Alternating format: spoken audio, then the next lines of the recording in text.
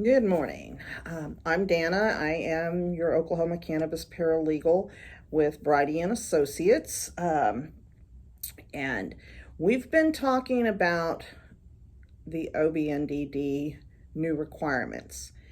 I have a ton of paperwork on my desk that I have been reviewing and talking to Obndd and the fire marshal's office about. And I have a lot of information, and it's going to take multiple videos to get you all of the information because I think you're entitled to all of the information. So instead of you having to read all of these documents, I have read them, and I'm just going to, now this first one I'm going to read to you so that you understand Obndd's position.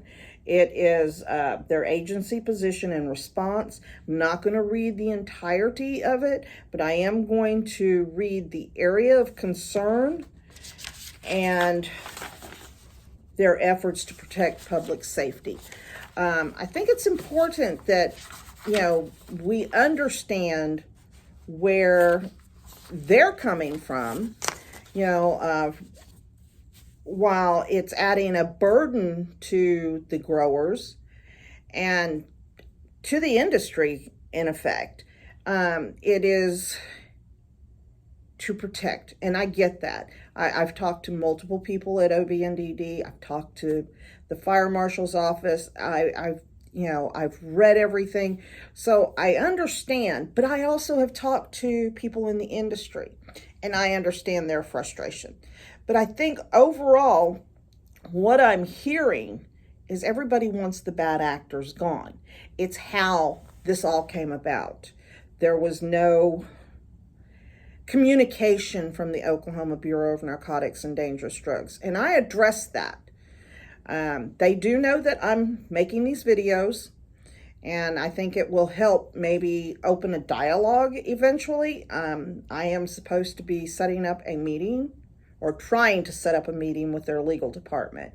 The attorney and I have reached out to our contacts there, and they suggested that we get some kind of open dialogue going, because we're here for the industry. We are here for anyone that has a business license with OMMA. We're not here just for the clients that have hired us. And that's what some law firms are, but we're not that way, because I'm not that way. I think everybody should have the same communications and should know what's going on. I don't sit on information. And anybody that knows me personally knows I tell. I talk about what the issues are. So what I'm going to do is I'm going to read to you Obndd's. This is their cover page, and it can be found on their website, but you have to know where to look for it. So I didn't even know where to look for it. I stumbled across it back before I started doing these videos. This is Section 2, Area of Concern, Marijuana Cultivation and the Illegality thereof. Marijuana is a Schedule I controlled dangerous substance as defined under Oklahoma law in the UCDSA. Cannabis plants from which marijuana is derived have been declared, this is a word I don't know how to pronounce, INIMICAL. I did look it up, and it's an adjective, and it's tending to obstruct harm. It's not friendly and has a harmful effect. So I did want to make sure that everybody understood what that word meant, because I didn't. To the health and welfare of the public. And OBN is charged with the control thereof and regarding illegal acts relating to marijuana, the eradication of these species throughout the state of Oklahoma. The cultivation of marijuana is a felony by default. It is unlawful for any person to cultivate or produce, or to knowingly permit the cultivation, production, or wild growing of cannabis plants anywhere within the state of Oklahoma. If and only if an individual or group fully complies with Oklahoma law, is this illegal conduct transformed into lawful activity. As such, 1. Any person or organization cultivating marijuana without a license from the Oklahoma Medical Marijuana Authority, OMMA, or a registration from OBN is engaged in the unlawful felonious cultivation of marijuana.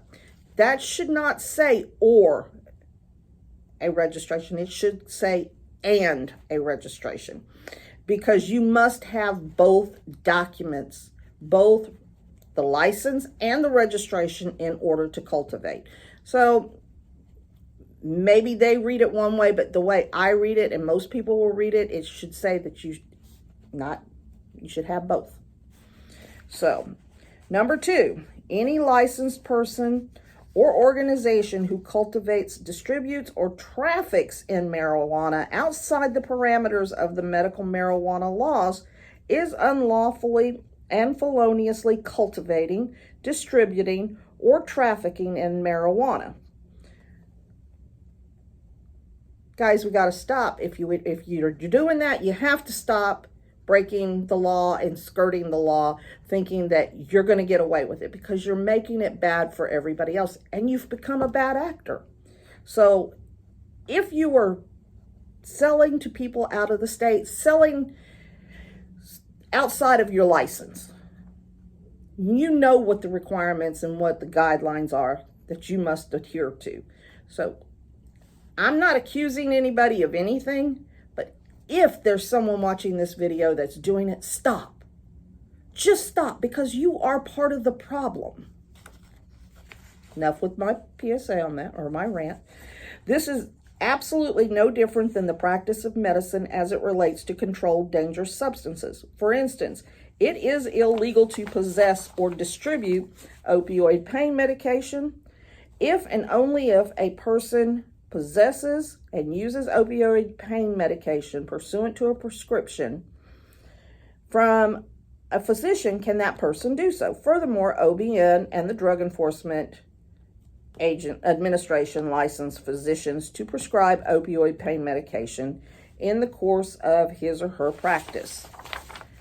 As such, if any physician prescribes outside the course of his or her practice, then the activity is a felonious distribution of a controlled dangerous substance. That's what I was just talking about, being a bad actor. Residency. Individuals applying for licensure must be Oklahoma residents, and entities applying for licensure must provide proof at least 75% of all members, managers, executive officers, partners, board members, or any other form of business ownership are Oklahoma residents. Oklahoma residents are defined as applicants who provide proof of Oklahoma residency for at least 2 years immediately preceding the date of the application, or 5 years of continuous Oklahoma residency during the preceding 25 years, immediately preceding the date of the application. OBN has seen an unprecedented and coordinated effort by actors outside of Oklahoma to bypass the residency requirement with the utilization of straw ownership with respect to licensed grows. It should be noted this effort has not materialized with dispensaries. Great job, dispensaries. Further supporting the clear evidence of efforts to illegally produce marijuana for illegal out-of-state distribution. Without question, it is the absolute intent of the law that Oklahoma's medical marijuana business be conducted by Oklahoma residents. The above referenced statutory requirements are simply not something that can be bypassed with fraudulent and fictitious structuring, and OBN will be diligent and vigilant in investigating the ownership of these marijuana grows. Put simply, 75% ownership by Oklahoma residents means exactly that. What they are saying is the Oklahoma resident must be involved in the business. They must be involved regularly in the business. They must know every aspect of that business. They must know the financials of that business. I'll leave that there. Section 3 is efforts to protect public safety. The UCDSA repeatedly directs OBN to prevent the abuse, misuse, and trafficking of controlled dangerous substances. Based on the foregoing data, OBN will make every reasonable effort to protect the public safety of Oklahoma as it relates to medical marijuana. These reasonable efforts will include, but not limited to, 1. Enforcement action. OBN has established multiple marijuana enforcement teams who specialize or who will specialize in and be tasked with investigating and arresting individuals engaged in the illegal cultivation and distribution of marijuana. Now, we've seen this. We've all seen this in the media or the news, on social media, where they're getting arrested. Number 2, administrative investigations. Any person or entity seeking an Oklahoma registration to engage in the medical marijuana business will be subject to a thorough investigation by OBN. These administrative investigations, which could be at any time transition into a criminal investigation, will include, but not limited to, A, submission of paperwork. The director may require an applicant to submit such documents or written statements of fact relevant to the application as she deems necessary to determine whether the application should be granted. B, pre-issuance inspection. The director is authorized to inspect the establishment of a registrant or applicant for registration in accordance with rules promulgated by the director. C, imminent danger orders. If the director finds there is imminent danger to the public health or safety, he or she may immediately suspend any registration simultaneously with the institution of showing cause proceedings. All right, summary and conclusion, and this is the last of this section. Individuals seeking to lawfully register and conduct business under Oklahoma's medical marijuana laws should be allowed to do so under law. However, based on the public safety threat as well as the pervasive fraud and illegality, OBN must make reasonable efforts to ensure the issuance of any registration is lawfully obtained under those laws, and any subsequent activities will be in compliance with those laws. The importance of this oversight can be further illustrated by lawsuits in which Oklahoma was a party. The state of Oklahoma sued the state of Colorado, and allegedly a gap in oversight and marijuana flows from this gap into neighboring states, draining their treasuries and placing stress on their criminal justice system. To ensure the safety of Oklahoma and to protect the great state from litigation from sister cities, OBN will utilize the tools granted by law and make every effort to prevent gaps in the lawful compliance with the medical marijuana laws. Okay, with that being said, this is their stance, OBN's stance. So now we understand where they're coming from, what their direction is. And I will do another video here in just a little bit and put it up regarding the next thing. Like I said, I have a mound of paperwork.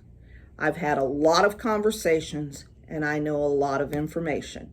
But this is a fluid situation, and it can change at any given second. So I will be staying up on it so that you know what is going on. So, and I apologize for going like this throughout the video. I had a tooth removed, and you know, it just isn't good. So thank you, and the next video will be coming soon.